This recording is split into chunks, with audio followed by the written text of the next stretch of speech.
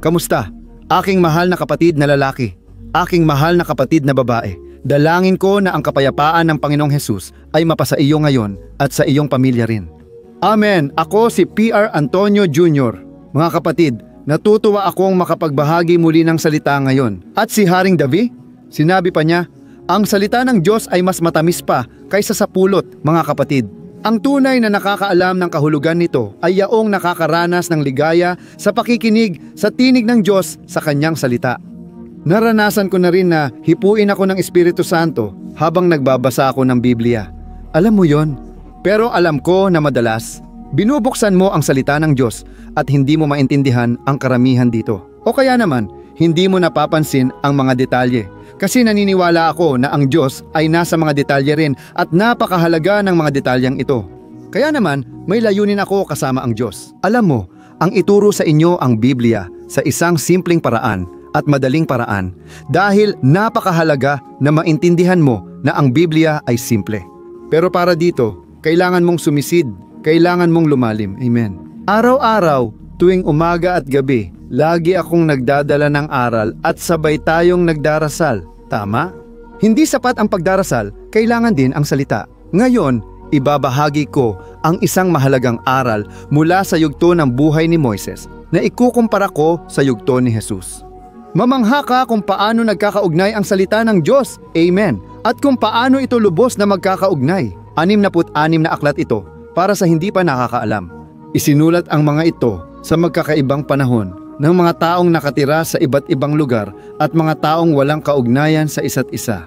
Pero napakamakapangyarihan ng Biblia, napakamakapangyarihan ng Diyos na pinagsama-sama niya ang lahat sa isang aklat at ang buong Biblia mula Genesis hanggang Apokalipsis. Tungkol ito kay Jesus at sa kanyang sakripisyo sa krus. Para sa hindi nakakaalam, sina Adan at Eva ay natukso at nagkasala. Ibinigay ng Diyos ang mga parusa para sa lalaki, sa babae at sa ahas para sa lalaki. Sinabi ng Diyos, mula ngayon, sa pawis mo, makakakain ka ng tinapay. Tama na suriin natin ang sarili nating buhay. Hindi ba mahirap magtrabaho? Ang magdala ng kabuhayan sa bahay ay araw-araw na pakikibaka at pawis ng muka. At sa babae, ito ang parusang ibinigay ng Diyos. Ngayon, sa tuwing ikaw ay magdadala ng anak ng isang buhay, mararanasan mo ang sakit ng panganganak. At totoo, alam ng bawat babaeng ina kung gaano ito kasakit. At para sa ahas, ibinigay ng Diyos ang sumusunod na parusa. Simula ngayon, gagapang ka at kakain ka ng alikabok araw-araw. At higit pa roon, mula sa lahi ng babae, ay may darating na isang tao na dudurog sa iyong ulo. Sasaktan mo ang kanyang sakong at sa totoo lang, ikaw ay matatalo ng taong iyon.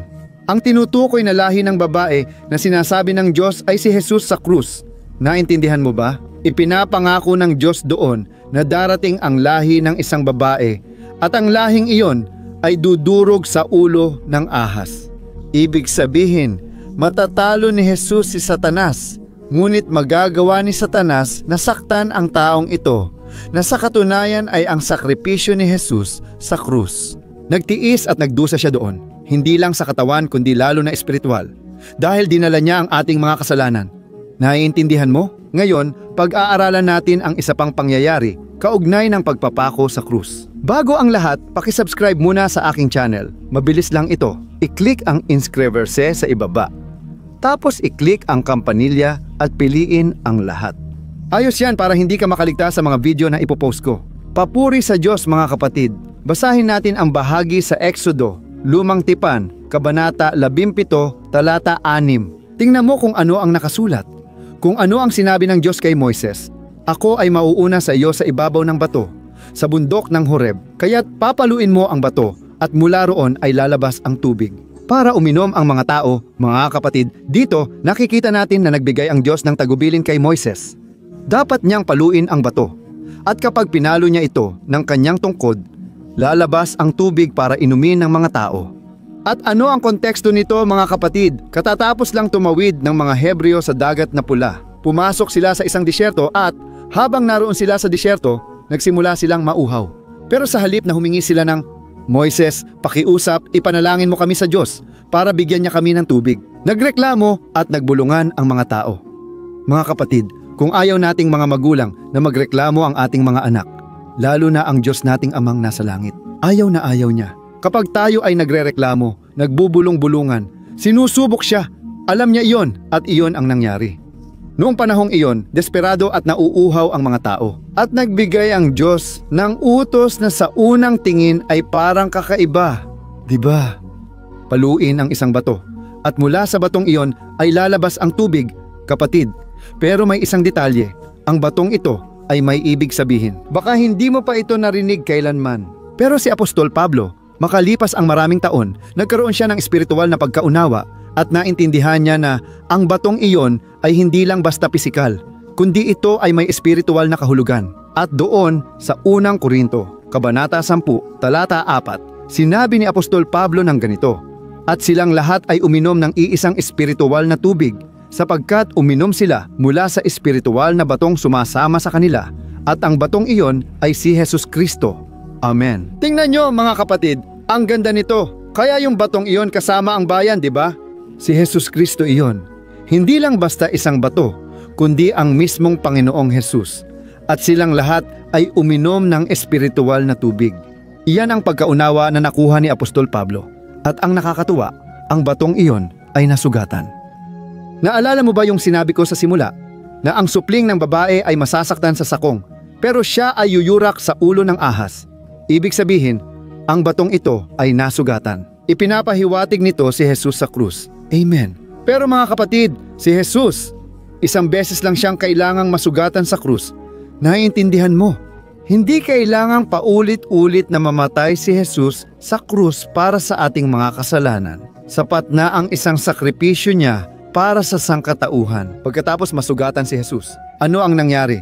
Subukan mong alalahanin kasama ko, si Jesus. Siya ay muling nabuhay. Tinalo niya ang kamatayan. Tinalo niya ang mundo. Tinalo niya ang dyablo. At nang muling nabuhay si Jesus. Ngayon, ang bawat naniniwala kay Jesus, ang bawat umaamin sa kanyang bibig na si Jesucristo ang Panginoon ngayon, ay muling mabubuhay din. Sa huling araw, ang lahat ng may pananampalataya kay Jesus ay maliligtas. Mga kapatid, napakaganda nito. Isipin mo na nagkaroon ka ng buhay na puno ng kasalanan, puno ng maling mga desisyon, malayo sa Diyos. Ngayon, maaari ka nang makasama ng Diyos magpakailanman. Pag iniwan mo ang mundo, di mo na kailangan matakot o mabuhay sa takot sa kamatayan dahil makakasama mo na si Jesus magpakailanman. Amen. Kaya ano ang nangyari nang pinalo ni Moises ang bato? Naaalala mo ba? Nasugatan ang bato at lumabas ang tubig. Sabi ni Apostol Pablo, ang tubig na yon ay hindi basta tubig, kundi buhay na tubig na espiritual at nagpawi ng uhaw nila. At gusto kong basahin pa sa iyo ang isa pang talata ngayon. Siguradong mamamangha ka. Tingnan mo kung gaano ito kainteresante sa mga bilang 20, 8-2 hanggang 12 sa Lumang Tipan. Mangyayari ulit ito. Mauuhaw na naman ang mga tao, tandaan mo.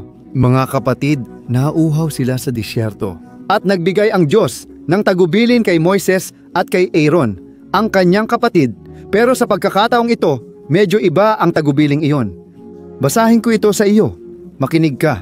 Sinabi ng Diyos kay Moises, "Kayo ni Aaron, kunin ang tungkod at tipunin ang lahat ng tao. Habang pinapanood nila, kausapin ninyo ang batong iyon, at mula roon ay aagos ang tubig. At makakakuha kayo ng sapat na tubig mula sa bato para mapawi ang uhaw ng buong komunidad at ng kanilang mga hayop." Kinuha ni Moises ang tungkod at kasama si Aaron, tinipon ang mga tao sa harap ng bato at ni Moises. Sumigaw siya, "Makinig kayo mga suwail. Kailangan pa ba naming kumuha ng tubig mula sa batong ito para sa inyo?" Itinaas ni Moises ang kamay, hinampas ng tungkod ng 2 beses ang bato, at umagos ang maraming tubig. Kaya naman, ang buong komunidad at lahat ng mga hayop ay uminom hanggang sila'y nawalan ng uhaw. Gayunpaman, sinabi ng Panginoon kina Moises at Aaron, "Dahil hindi kayo nagtiwala sa akin upang ipakita ang aking kabanalan sa mga Israelita, hindi kayo makakapasok sa lupaing ipinangako ko." Napaka-interesante nito. Mga kapatid, dito sa sandaling ito, tingnan ninyo, nagsalita ang Diyos kina Moises at Aaron. Magsasama-sama kayo ng bayan sa harap ng bato. Pero sa pagkakataong ito, ayokong hampasin ninyo ang bato. Gusto kong kausapin ninyo ang bato. Kausapin ninyo ang bato. Makinig kayo. Pero si Moises, galit na siya sa mga tao at gusto niyang kumilos sa sarili niyang paraan. Naiintindihan ninyo? Sinabi niya sa lahat, "Tingnan ninyo, kayo'y suwail. Akala nyo ba dito kami kukuha ng tubig para sa inyo? Pagkatapos, 2 beses hinampas ni Moises ang bato at lumabas ang tubig, kaya nawala ang uhaw ng lahat.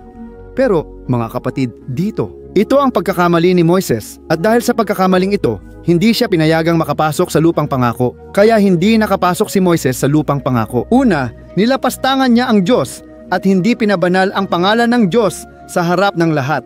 Kumilos siya na parang isang ordinaryong tao. Kahit na siya ang leader, siya ang dapat maging halimbawa para sa lahat. At higit pa doon, nang pinalo niya ang bato ng 2 beses. Mga kapatid, parang gusto niyang ipahiwatig na hindi sapat ang sakripisyo noong una, kailangan niyang ipakita ulit ang sakripisyo. Ibig sabihin, ang sakripisyo ni Jesus ang tinutukoy dahil siya ang bato, gets mo?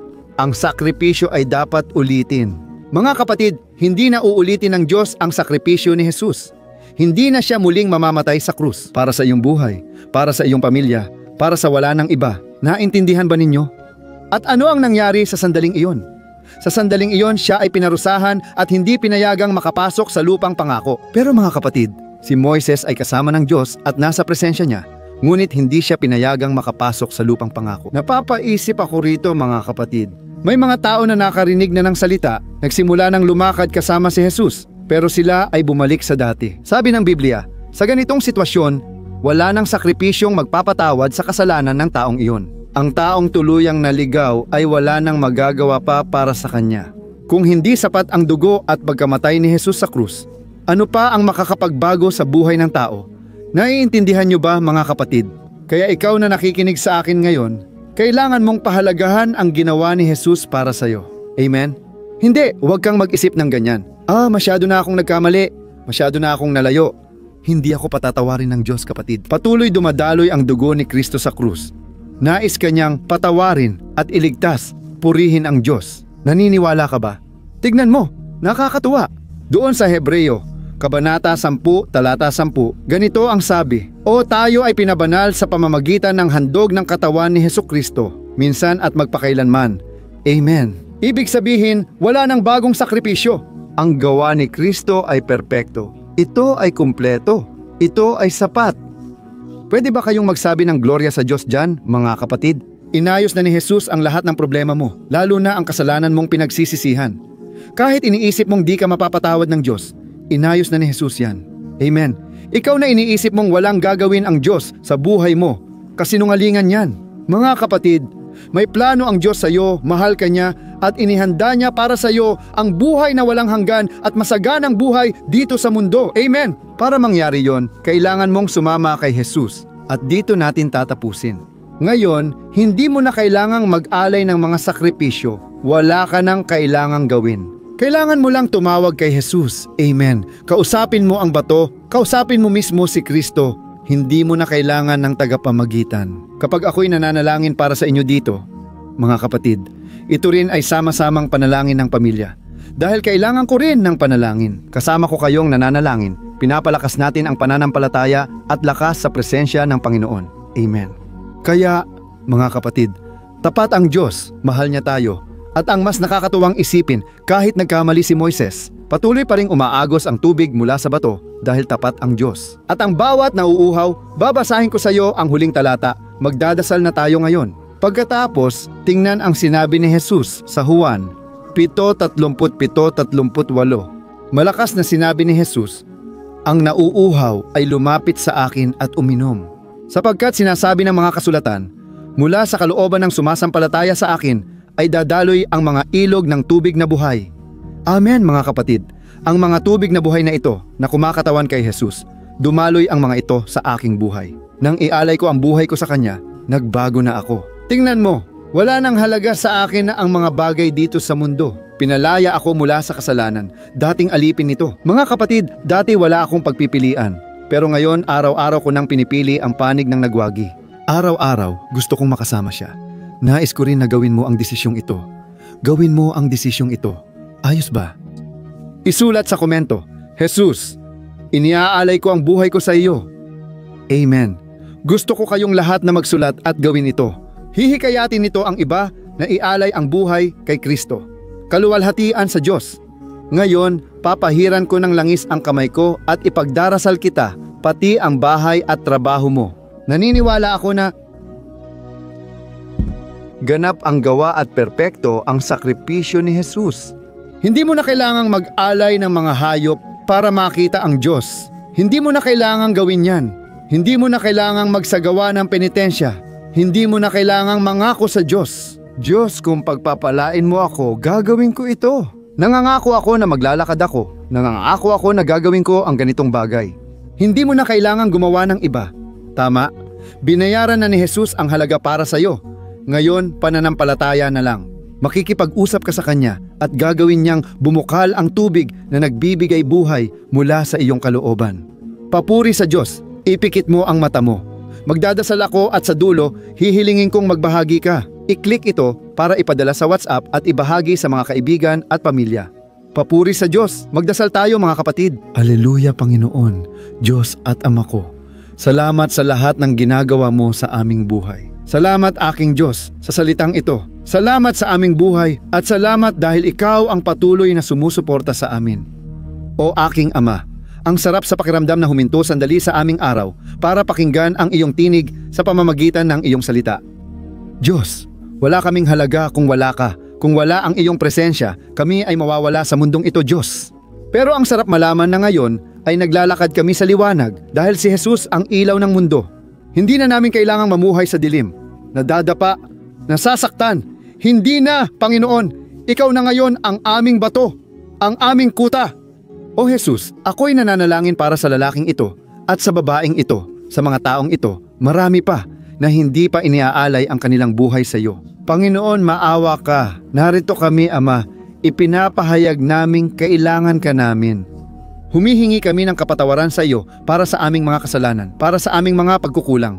Jesus, patawarin mo kami at isulat ang aming pangalan sa aklat ng buhay. Nais ka naming paglingkuran araw-araw, Panginoon. Ayaw na naming mamuhay na wala sa iyong presensya bilang mga alipin ng kasalanan at nakakulong sa mga makamundong bagay. Nais naming ibaling ang aming mga mata sa iyo, Panginoon. Simula ngayon, nagpapasalamat ako sa iyo, Ama, dahil napaka-espesyal ng sandaling ito. Ama, sa mga panalangin ito, napakaraming himala, tagumpay at biyaya na ang natanggap namin. O Diyos, kulang ang aming salita para pasalamatan ka sa kapayapaan, kagalakan at kaligtasang tinatamasa namin ngayon. Diyos, napakabuti na narito kami. Hinahanap ang iyong mukha, higit pa sa iyong mga kamay. Marami ngayon, Ama ko, gusto ang biyaya pero ayaw sa nagpapala. At narito kami, Ama ko, upang kilalanin na kung wala ka, maaari naming makuha ang buong mundo. Pero walang saysay, mawawala pa rin ang kaluluwa namin. Panginoon, tulungan mo kaming ituon ang aming pansin kay Hesukristo higit sa lahat. Siya ang may akda at tagatapos ng aming pananampalataya. Siya ang matibay na bato, ang maaasahan namin at kailanman ay hindi kami mapapahiya o mabibigo. Ama, itinataas ko ang aking mga kamay para sa kanila. Gaya ng binago mo ang aking buhay, Panginoon, baguhin mo rin ang kanila. Ibalik ang kanilang pamilya, ayusin ang relasyon at iligtas sila sa utang. Panginoong Ama, napakaraming kahilingan ng panalangin ang natatanggap namin dito ngayon at naniniwala akong tinitingnan mo ang bawat isa sa mga kahilingang ito. Jesus, gumawa ka ng bagong kwento. Simula ngayon, nais naming lumakad kasama ka. Nais naming sundan ang iyong mga yapak at sundin ang iyong salita. O aking Diyos, tulungan mo kami na mapagtagumpayan ang mga tukso. Tulungan mo kaming manalangin, mag-ayuno. Kailangan ka namin, Panginoon, upang palakasin ang aming espiritu at hindi ang aming laman. Tulungan mo kami, Panginoon, at manatili ka sa amin ngayon. Bilang ministro ng Ebanghelyo, hinihiling ko ang iyong pagpapala sa iyong bayan. Pinapalayas ko ang lahat ng masamang gawa laban sa buhay ng mga tao, pati mga gawain ng kaaway na nagdudulot ng alitan at pagkawasak sa tahanan. Sa pangalan ni Jesus, umurong ka, Satanas. Wala kang kapangyarihan laban sa mga hinirang ng Diyos, laban sa mga nilinis at tinubos na ng dugo ni Jesus. Panginoon, nagpapasalamat ako sa iyo at hinihiling ko ngayon ang iyong proteksyon laban sa lahat ng paghihiganti. At naway ingatan ng Panginoon ang aking tahanan, ang tahanan ng aking mga kapatid, at ingatan din ang aming buhay at ang aming pamilya. Sa pangalan ni Jesus, kami ay mananalangin at nagpapasalamat sa iyo. Amen. Purihin ang Diyos.